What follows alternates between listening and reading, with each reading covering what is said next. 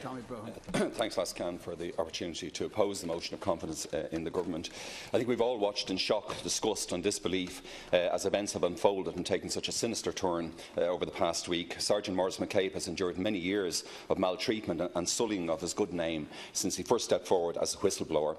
I absolutely agree that there should be a tribunal of inquiry with the widest necessary terms of reference, but I also agree with my colleagues that a criminal investigation should run concurrently and that this investigation must be carried out by police officers from outside the state, perhaps coordinated by Europol.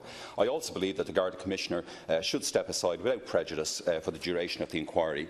Lascan, I've never had confidence in this government. Back in May of 2016, just before I voted against it, I called it a sham administration and said that it was a temporary ghost administration, one that we know cannot and will not last. Indeed, it's a Fine Gael Fianna Fáil government with the spoils of office divided between the two parties, and Deputy Micheál Martin and his colleagues as the chief puppeteers as Fine Gael and the hapless so-called independents stagger from crisis to crisis. The great issues facing our nation, the shocking crisis of over 100,000 people in desperate need of housing, the 632,000 people, citizens on hospital waiting lists, the 250,000 children living in poverty, and the multifaceted, profound challenges facing Ireland when Article 50 is triggered next month by Britain. They're completely overwhelming this weak administration. And a common thread, of course, through all the suffering of our people is the absolute refusal by Minister Noonan and the vested interests in Fine Gael and Fianna Fáil to abandon austerity and to raise and spend the necessary funding to give us the decent homes, hospitals and caring and other public services our people deserve. I want to commend very briefly again my colleagues,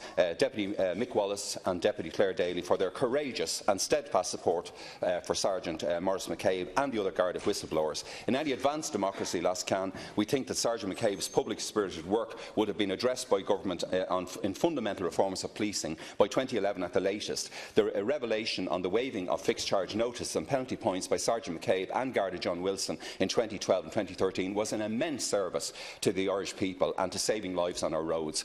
And given the many internal Garda reports and the work of Mr Gearan, Justices Fennelly, Higgins, Earl O'Neill, it's astonishing that the Oireachtas is only now finally addressing the allegations of the smearing of Sergeant McCabe.